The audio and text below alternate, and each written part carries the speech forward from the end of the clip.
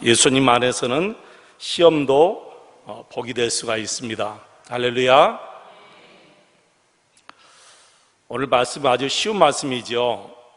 어느 교회나 있는, 또 있을 수 있는, 또 가정도 물론이고 어떤 조직, 단체, 있을 수 있는 이 불평, 원망에 대한 말씀이거든요. 이 원망과 불평 때문에 이 교회에 시험이 온 것입니다. 원망과 불평, 사실 아무것도 아닌 것 같지만 아닙니다. 정말 무서운 거예요. 이 원망 때문에 교회가 갈라지는 큰 시험이 드는 교회가 많습니다, 여러분. 그래서 이 원망과 불평이 마귀의 도구이구나라는 것을 우리가 오늘 이 시간 알았으면 좋겠습니다. 원망과 불평은 누구의 도구다고요? 마귀의 도구. 마귀가 교회를 갈라지게 하고 큰 시험거리에 빠지게 하는 도구가 사실 우리가 그냥 지나쳐버릴 수 있는 원망과 불평이다라는 것입니다. 초대교회는 무서운 핍박이 왔을 때는 교회가 굉장히 더 부흥하고 더 평안했어요. 너무 이상하죠?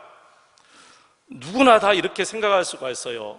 이렇게 무서운 박해를 받는데 정말 저 교회가 존재할 수 있을까라고 염려하고 걱정했습니다. 근데 그것은 기우였어요.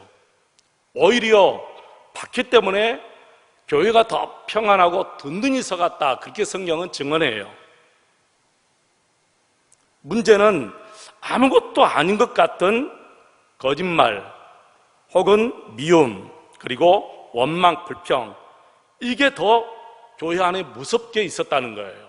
놀라웠죠, 여러분? 오늘 말씀은 교회 안에 이 어려운 성도들을 구제하는 이런 좋은 일 때문에 교회 안에 이 원망과 불평이 일어난 것이지요. 1절 말씀 다시 한번 우리 읽어보실까요? 그때 제자가 더 많아졌는데 헬라파 유대인들이 자기의 가부들이 매일의 구제에 빠짐으로 히브리파 사람을 원망하니. 여러분, 원망은 늘 있지 않습니까? 솔직히 가정에서도 우리가 쉽게 원망 찾아볼 수 있고요, 어떤 파티에서도 쉽게 원망, 불평 찾아볼 수 있습니다. 그래서 우리가 이 원망과 불평을 대수롭지 않게 쉽게 넘겨버리고 그럴 때가 참 많습니다, 여러분. 지금의 현대교회가 그렇잖아요.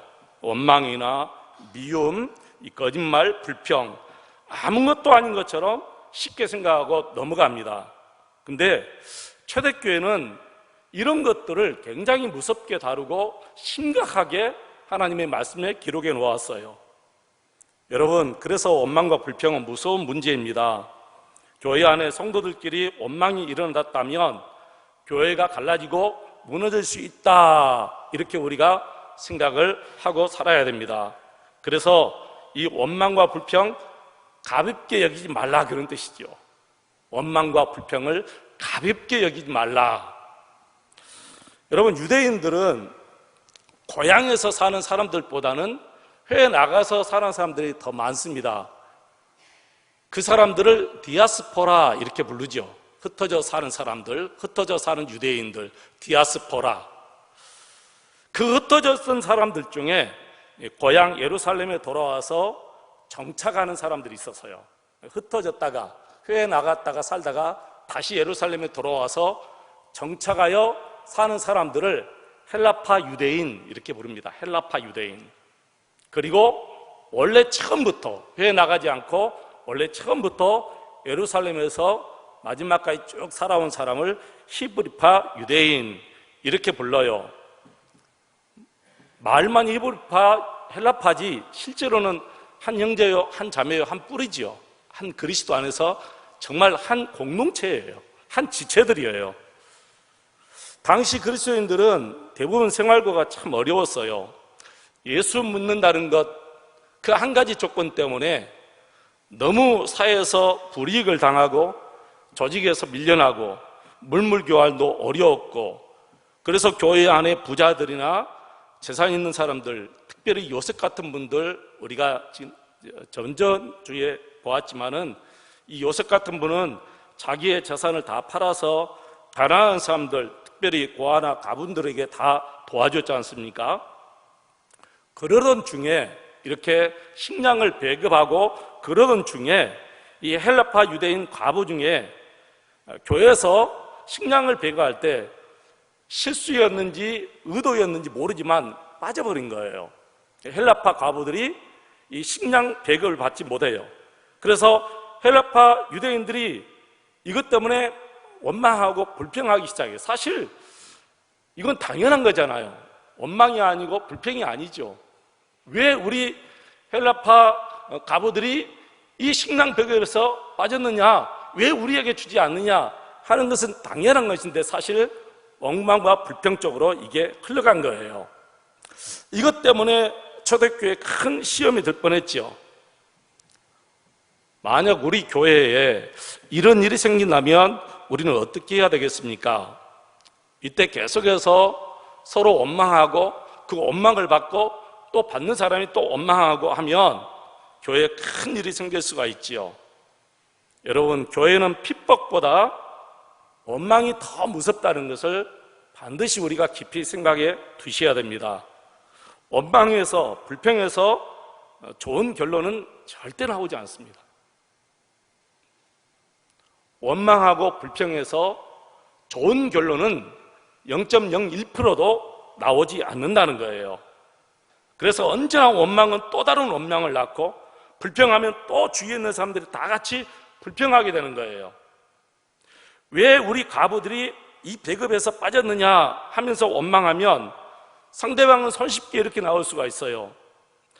없으면 없는 대로 받고 있으면 있는 대로 받고 또 적으면 적은 대로 받지 받는 주제에 무슨 말이 그렇게 많느냐, 이제 내일부터 당장 이 배급 중단, 이렇게 우리가 나와버릴 수도 있잖아요. 이것이 보통 사람들의 사실 반응이에요. 나는 잘해준다고 하는데, 나도 힘든 중에 도와주는데 누가 나에게 불평하고 원망하는 말을 들으면 쉽게 나오는 반응이 나도 이제 아무것도 안 해, 이제 헌금도 안 할 거야, 구제헌금도 절대로 안 할 거야, 이렇게 나올 수밖에 없거든요. 그래서 시험이 생길 때 가장 먼저 생각하는 방법이 대부분 많은 성도들이 그만두는 거예요. 이제 집사 안 할란다, 이제 나 절대로 회장 안 할란다, 나 이제 교회 봉사 안 할란다. 왜 이런 말을 듣고, 응? 내가 이렇게 봉사하고 내가 이렇게 헌신하고 희생했는데도 불구하고 이렇게 안 좋은 소리를 듣고 내가 계속할 필요가 뭐 있어 하고 대부분 모든 것을 중단하거든요. 여러분, 부부 사이도 그렇잖아요. 부부 사이에 문제가 생길 때 가장 쉬운 해결 방법이 뭐죠? 갈라서는 거예요. 대부분 다 그렇게 생각해요. 모든 부부가 대부분 그렇게 생각해요. 극도로 정말 크게 다투다가 가장 손쉽게 해결 방법이 뭐 있느냐? 우리 이혼하자, 우리 갈라서자, 그렇게 생각하는 거예요. 여러분, 이것은 사탄이 의도한 계략에 우리가 말려 들어가는 거예요. 그래서 아무리 힘들고 어려워도 내가 희생하고 봉사하면서 잘못된 말을 들어도 그만둬야지, 나 이제 절대로 안 해, 그런 말은 하지 않으셔야 돼요.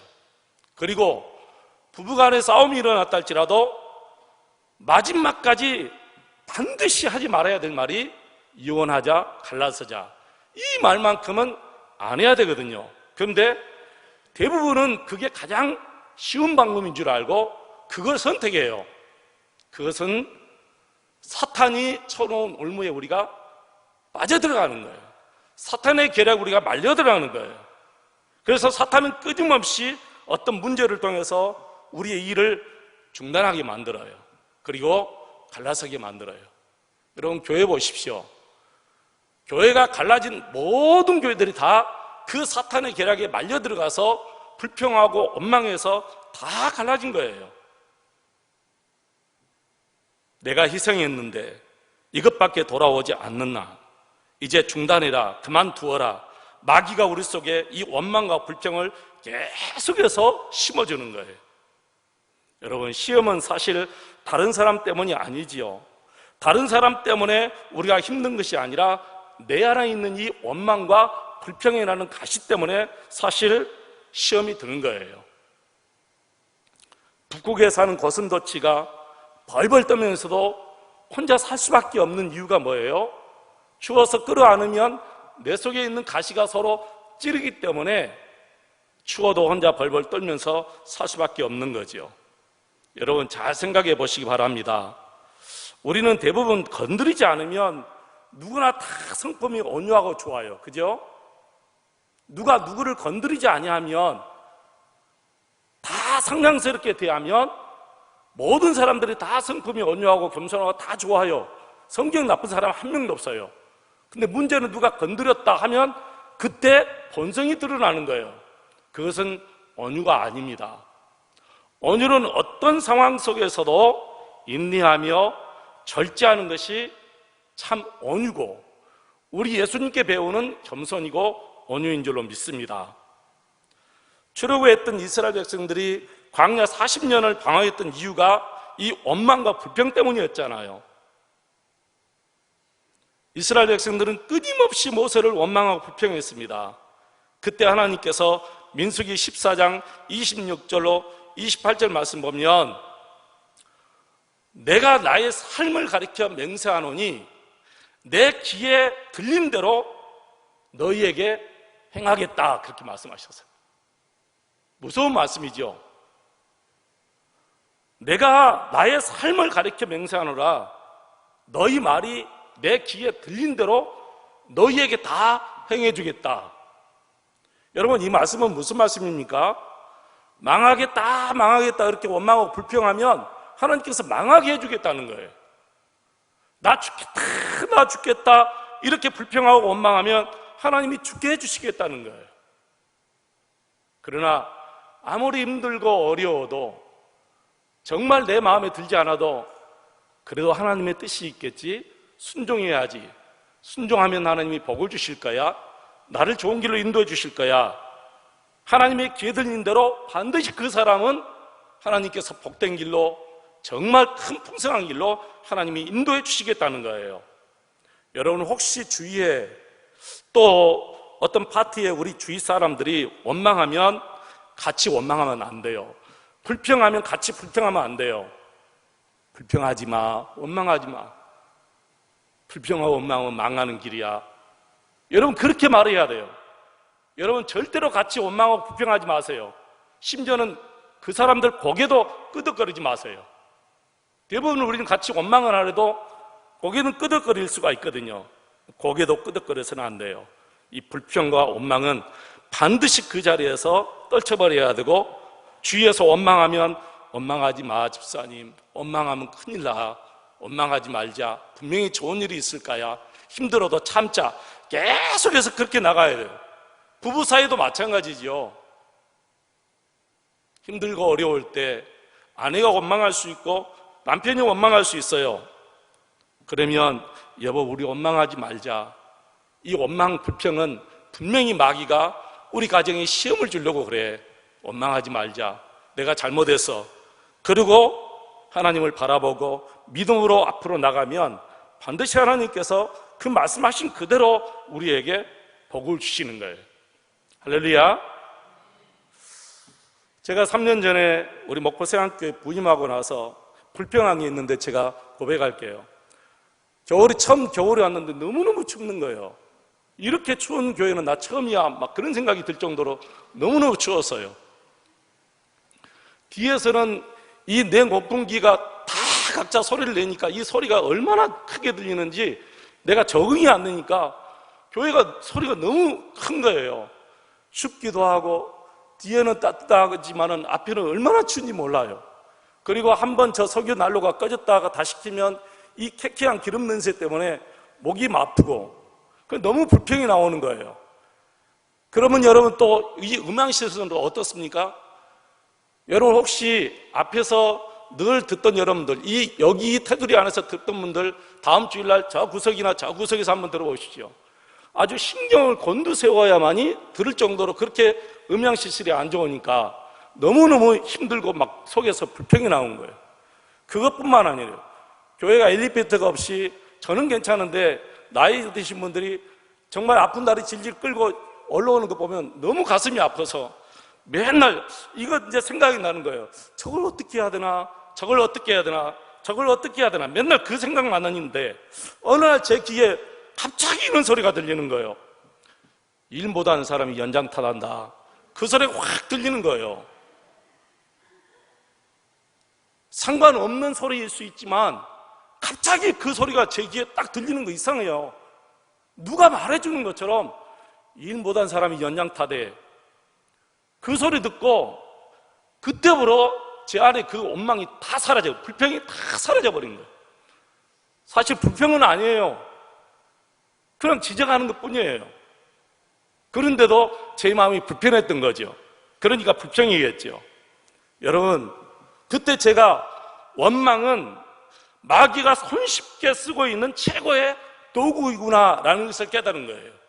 원망은 마귀가 사용하는 최고의 도구다. 아주 손쉽게 금방 손 내밀면 가져올 수 있는 연장들 있잖아요, 여러분. 그죠? 큰 연장들은 뭐 삽이나 아니면 큰 연장들은 우리가 창고에 두지만은 우리가 그냥 도라배 같은 것은 손쉽게 쓸 수 있도록 집안에 이렇게 놔두잖아요. 마귀가 이 원망과 불평은 아주 손쉽게 쓸 수 있는 도구가 이 원망과 불평이라는 거예요, 여러분. 교회도 그렇고 가정도 그렇습니다. 부부 사이에 어느 분이 원망을 시작해 보세요. 순식간에 그 가정은 원망과 불평 속에, 암흑 속에 빠져들어가기 시작해요. 나라도 마찬가지예요. 아무리 대통령이 잘하고 정치인들이 잘해도 밑에서 막 흔들면 잘못할 수밖에 없는 거예요. 못해도 잘한다 잘한다 해줘야 되는데 우리 한국 정치는 아직 성숙하지 못해서 절대로 그런 정치가 될 수가 없어요. 반드시 너희들이 잘못돼야 우리가 잘 된다. 이것이 한국 정치의 현실이에요. 당신들이 잘 돼야 우리가 잘 된다. 이런 정치가 되려면은 모르겠어요. 우리 자녀들 시대에 가서도 안 될 것 같아요, 제가 볼 때는. 어떤 나라든지 성숙한 정치가 있고 아직 미성숙한 정치가 있는데, 성숙한 정치는 당신들이 잘 돼야 나도 잘 된다. 이게 성숙한 정치거든요. 미성숙한 정치, 미개한 나라일수록 당신들이 죽어야 내가 살고 당신들이 잘못돼야 내가 잘 때 이거거든요. 그러니까 계속해서 흔드는 거예요. 계속해서 나라를 위해서 흔들고 불평하고 원망하고. 여러분, 교회에서나 가정에서나 어떤 파티에서 이 원망, 불평 생길 때 이것은 마귀가 주는 것이구나, 우리를 망하게 하는 것이고 내 마음을 황폐하게 하는 것이구나 하는 사실을 바로 즉시 깨닫고 악한 사탄 마귀가 물러갈지어다 물리치시기를 축원합니다. 사랑하는 성도 여러분, 절대로 원망하지 마세요. 그 어떤 문제가 생겨도 원망하지 마세요. 문제 해결의 열쇠가 아닙니다. 오히려 원망하면 문제 해결은커녕 다 같이 망하는 길로 가는 거예요. 원망의 말이 들릴 때 그러면 어떻게 우리가 해결해야 될까요? 원망스러울 때 어떻게 해야 될까요? 오늘 본문 말씀 보면 사도들이 이렇게 해결합니다. 우리 잘못입니다. 우리가 기도하는 것과 말씀을 제쳐놓고 이런 재정적인 문제에 간섭해가지고 실수였습니다. 우리가 잘못했습니다. 이렇게 나오는 거예요, 여러분. 내 잘못입니다. 이렇게 나오는 거예요. 언제나 마찬가지입니다. 교회에서도 그렇고 가정에서도 그렇습니다. 내 잘못입니다. 내 잘못입니다. 내가 실수해서 그렇습니다. 내가 허물이 많아서 그렇습니다. 내가 미처 그것까지 생각하지 못해서 그렇습니다. 여러분, 가정에서도 한번 그렇게 해보시기 바랍니다. 여보, 내가 기도하지 못해서 그렇다. 내가 좀 더 깊이 생각하지 못해서 그래. 내가 경솔했어. 너무 미안해. 그러면 쉽게 끝날 것을, 당신은 뭐가 잘났는데, 내가 그렇게 못했으면 당신은 뭐가 그렇게 잘해서 잘났어, 이렇게 나오지요. 이것은 같이 망하는 길이에요. 마귀가 쓰는 정말 손쉬운 도구, 원망과 불평입니다. 근데 여러분, 내가 잘못했어, 집사님 내가 잘못했어, 이게 쉽게 나오지 않지요. 내 자아가 예수 그리스도 안에서 죽은 사람들만이 이렇게 나옵니다. 이것은 내가 그렇게 하고 싶다 해서 나오는 게 아니에요. 여러분, 혹시 어떤 파티에서도 이런 일이 있거들랑 제가 잘못했습니다 이렇게 나오지 못해요. 내 자아가 그리스도 예수 안에서 완전히 죽어 있을 때만이 내가 잘못했습니다, 제가 잘못했습니다 나오는 거예요. 그래서 사도들이 정말 저희들이 잘못했습니다, 이제는 저희들이 재정 문제는 타치하지 않겠습니다, 저희들은 이제 말씀 준비하고 기도하는 일만 전념하겠습니다, 그리고 당신들이, 우리는 빠지겠습니다, 관여하지 않겠습니다, 당신들끼리 모여서 지도자를 뽑으십시오, 그리고 그분들에게 재정 문제를 다 맡기겠습니다. 그리고 뽑은 사람들이 우리가 잘 아는 빌립, 스데반 집사님, 오늘 5절에 나오는 이 7 집사님들이죠. 근데 놀라운 사실이 있어요, 여러분. 이 7 사람들 전부가 다 헬라파 유대인이에요. 놀라웠죠, 여러분. 여기서 우리가 무엇을 볼 수 있느냐면은 성도들끼리 모여서 히브리파 사람들이 이렇게 양보를 한 거예요. 헬라파 유대인 과부들이 몇 번 계속해서 이 구제에서 빠졌기 때문에 우리 교회가 시험이 들었습니다. 이것은 오해다 아니면 의도적이다 이렇게 우리가 말할 필요도 없이 이 모든 문제를 앞으로 감당할 수 있도록 헬라파 유대인들에게 맡기십시다. 그리고 헬라파 유대인들에게 딱 맡겼어요.